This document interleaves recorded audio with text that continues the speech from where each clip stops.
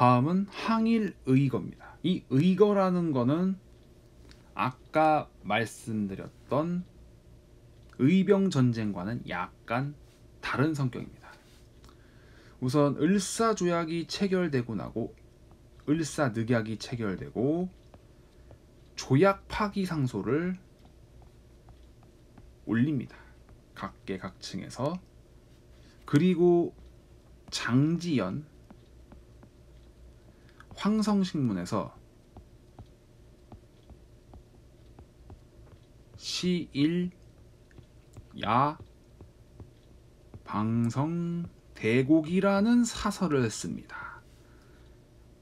지금 우리가 쓰고 있는 현재 말로 표현하면은 오늘을 목 놓아서 대성통곡하노라. 나라가 망한 어떠한 슬픔을 이러한 사설로서 표현합니다. 그리고 이 을사늑약을 도저히 나는 받아들일 수 없다. 자결로서 자신의 반대의 뜻을 밝혔던 민영환이라는 사람도 있습니다.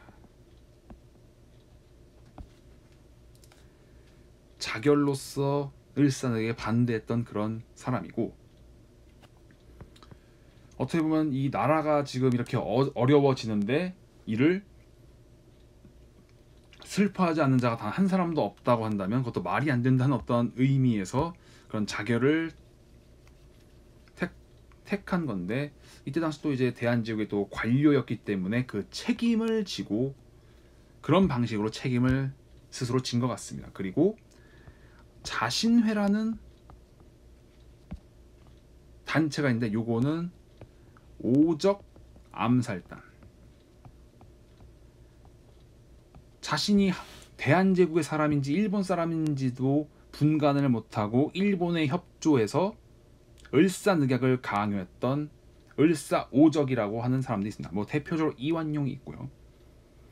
이 사람들을 암살하기 위한 오적 암살단 자신의 나철 오기호라는 사람이 이런 것들을 시도를 합니다.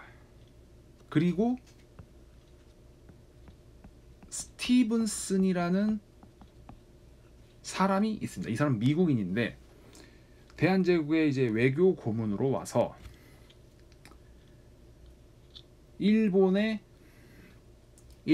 대한제국을 침탈하는데 협조를 했던 사람입니다. 사실 뭐 가스라테프트 밀약에 의해서 아니면 미국의 어떤 그 정부의 방침에 의해서 이 사람은 일본이 대한제국을 침탈하는 데 협조를 합니다. 이 스티븐슨을 장인환, 전명훈이라는 의기로운 청년들이 처단을 합니다. 스티븐슨은 지금으로 치면 존 볼턴, 이 사람과 매우 흡사하게 일본에 매우 협조했던 사람입니다. 이 존 볼턴이라는 사람도 최근에 자신의 회고록에서 일본에 매우 협조를 한 자신에 대해서 그렇게 자백을 했는데, 어떻게 보면 존 볼턴과 스티븐슨은 좀 비슷한 맥락의 사람이 아닌가라는 그런 생각을 해봅니다.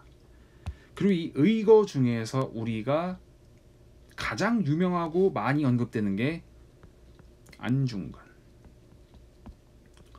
안중근의 이토 히로부미 처단입니다.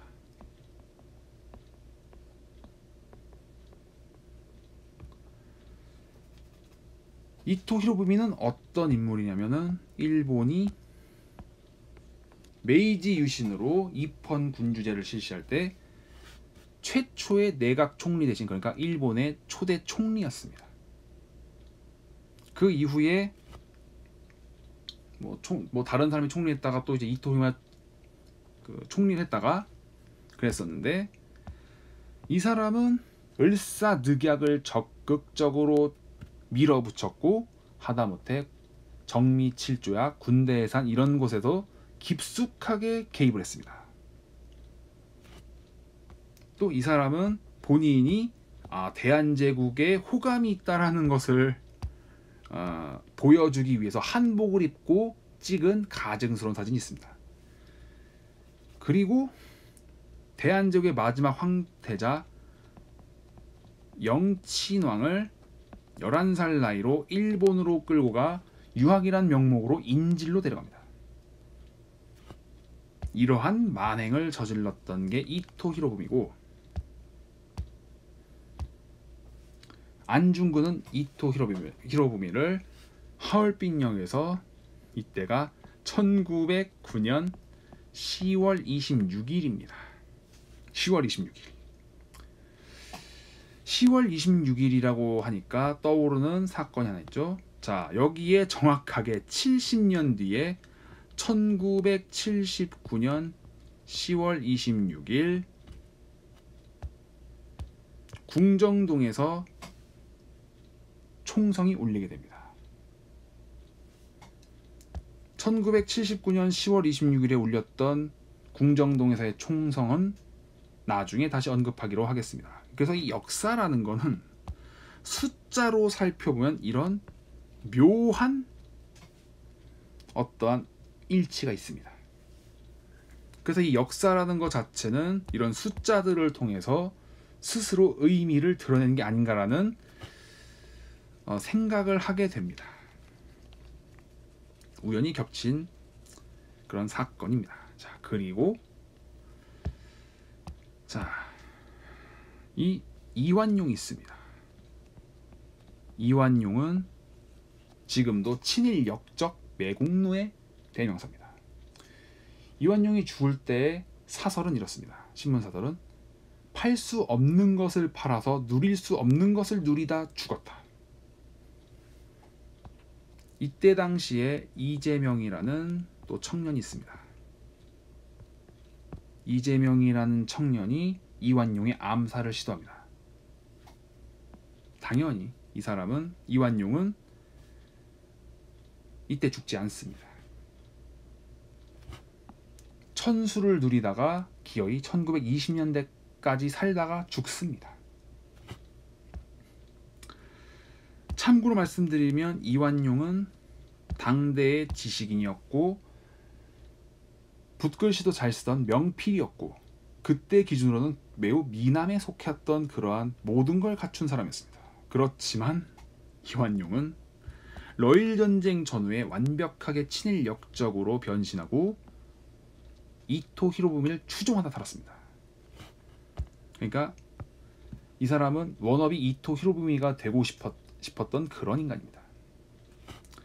이 인간에 대해서 한마디만 더 언급하자면 3.1운동, 우리에게 매우 중요한 1919년 3.1운동이 우리가 거국적으로 일어나자 이완용은 배후에 누군가 있다, 찾아내야 한다, 이러한 쓸데없는 소리를 하게 됩니다.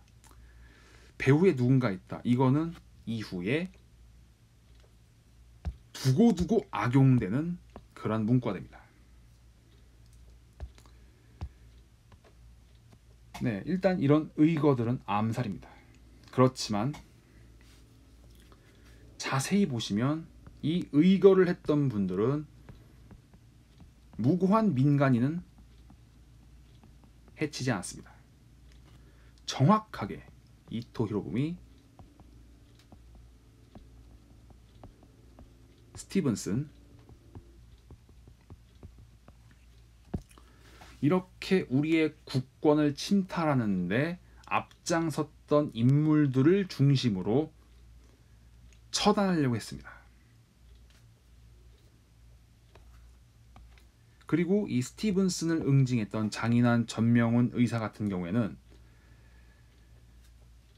미국 재판에 회부됩니다. 왜냐하면 미국 땅에서 스티븐슨을 처단했기 때문이죠. 이때 미국에는 우리 한국인 동포들이 많이 살고 있었고, 그래서 사실 그때 한국인 동포들은 매우 곤궁하게 살고 있었습니다. 그때는 인종차별도 심했고 그렇게 정당한 대가를 주면서 임금을 지불하는 그런 경우도 많지 않았기 때문이죠. 그런 상황에도 불구하고 그래도 이 두 청년이 그래도 비록 재판을 받게 됐지만 나라를 위해서 굉장히 그 정의로운 일을 했으니까 우리가 재판 비용을 모금해서 그때 당시에 미국에 있던 그래도 어느 정도 영어를 좀 할 줄 알고 나름 대학 공부도 했던 인물에게 이 두 사람의 변호를 맡기지만 그 인물은 이 사람들을 살인자라고 손가락질하며 변호를 거부합니다. 그 사람이 누구인지는 이후 또 설명드리도록 하겠습니다.